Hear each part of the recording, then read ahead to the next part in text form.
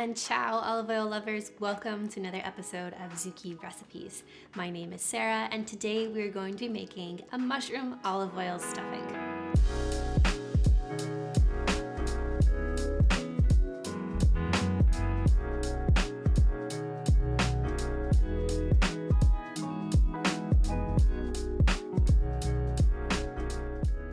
So stuffing is one of those dishes that you just have to have at Thanksgiving. It's one of everyone's favorite dishes. It's my own personal favorite, but it can be really, really heavy and filled with a lot of butter. So today we are making a variation on stuffing and using olive oil, specifically Zucchi's Heritage Extra Virgin Olive Oil, instead of butter, and it really gives the stuffing a nice light texture and it's a little bit easier to digest. Now we're also using some mushrooms to give it a little bit more of that meaty flavor, as well as walnuts and cranberries. So this is a 100% vegetarian, vegan friendly dish, making it a great thing to add to your Thanksgiving table if you have vegetarian or vegan friends joining you as well. So let's get into it. All right, so we're gonna first prepare all of our ingredients, get everything nice and chopped up.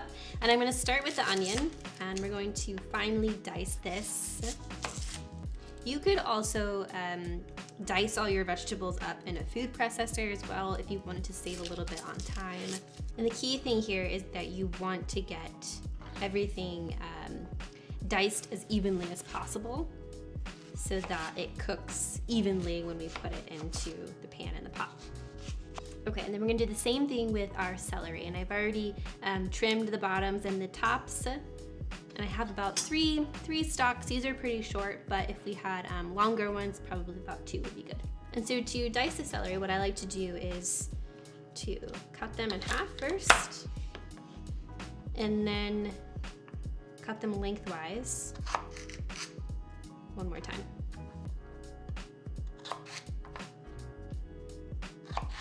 And then we're just gonna go down. And then we can just throw these all in the same bowl with our onions as well. Okay, the next thing we're gonna do are the mushrooms. And these are just brown mushrooms. I think they're Baby Bella, but you could use white mushrooms as well. And here it's really up to you. If you want them a little bit finer, you can chop them up more, or if you like them thicker and meatier, you can leave them just sliced up. We're gonna add them back to our bowl. And then the next thing we're going to do is chop our herbs. So I'm gonna start with the rosemary, and I'm just going to use my fingertips to peel or sort of scrape off the leaves from the stem. And that's sort of the quick and easy way that you can get it off. And then we'll do the same thing with our thyme. I have about a few sprigs of thyme. Now the herbs are really the key part to stuffing. In particular, sage. You do not want to omit or skip the sage, otherwise it won't taste like stuffing at all. You could leave out the thyme and the rosemary if you had to, or use dried thyme and rosemary if that's all you have on hand. But the sage you absolutely have to have. So in here I'm just sort of using my fingertips to pluck the leaves from this stem like that. So I have all my herbs here, and I'm going to just finely mince the herbs with a knife. So I'm gonna just bunch them all up and then just chop them like so. So whenever you chop or sort of rub an herb, it brings out a lot of the flavors. Okay, perfect. So those are ready to go. And the last thing that we're going to do before we actually start cooking any of this is mince the garlic. So I have 1 clove of garlic, and I'm going to smash this with the back of a knife. And here you can either just chop it with your knife very, very finely, or if you have a nifty little mincing tool like this, you could just pop it in and mince everything. Okay, and so we're going to also cube the bread, and we're gonna do about 3/4 of an inch cubes. And we are using a whole grain or whole wheat bread here. So it has a nice nutty flavor, and it's much healthier for you too than just plain white bread. And so here too, you can cube the bread smaller if you like stuffing that is, again, a little bit smaller, not as chunky.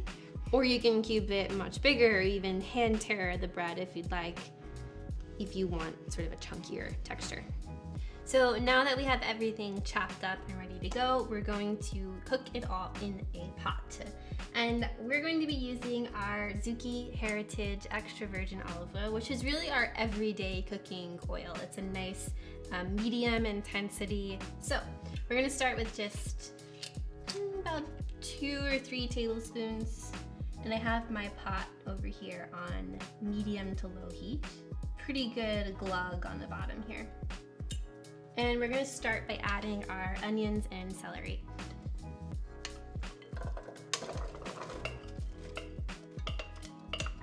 So we're cooking everything in this pot first, and then we're going to add it to a baking dish and bake it in the oven until it's nice and crispy and a little bit soft.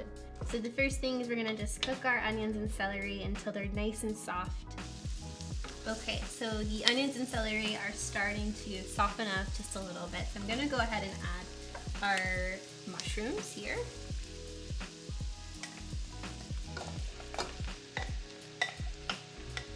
Okay, so the next thing we're gonna add in is our minced garlic. And we will also add in our herbs. So I have about 2 teaspoons of dried sage, our fresh herbs. So this is thyme, rosemary, and fresh sage. Okay, and next we're gonna add in the bread. And the idea here is that we just want to soften everything up and mix it all up with the rest of the flavors and the ingredients. Okay, now we're gonna add in our vegetable stock. We're gonna do about 1 to 2 cups. And you can really eyeball this here. You don't need to necessarily measure this out, but you just want it to be wet enough or moist enough that everything is sort of starting to mix together.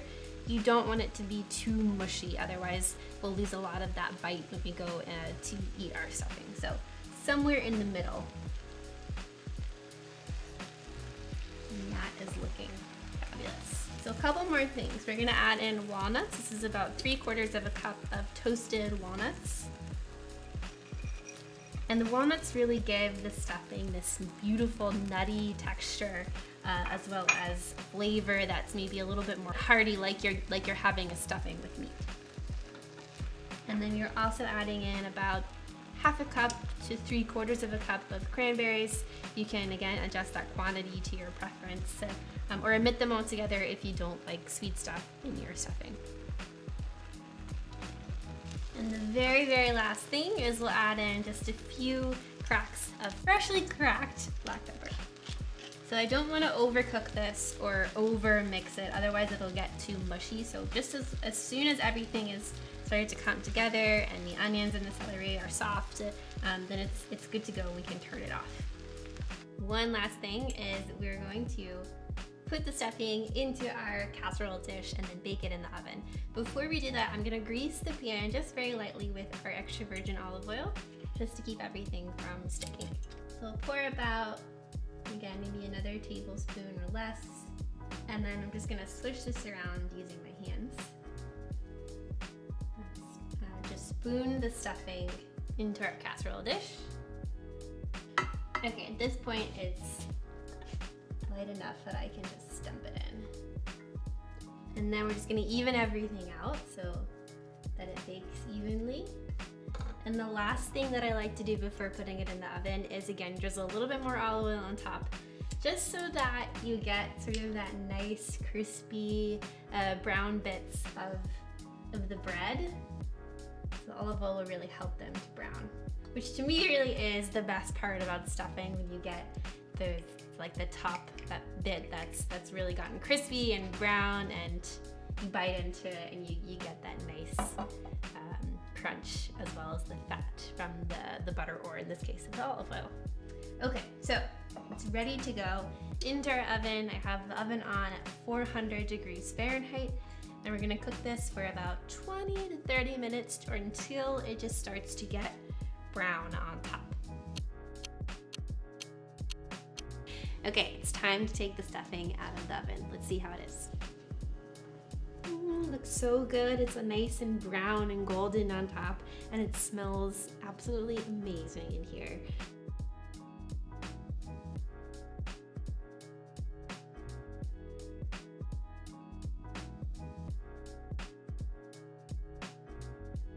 I love it. You can see how there's like some really nice soft bits here, and then some crunchy brown bits thanks to the olive oil that you poured on top.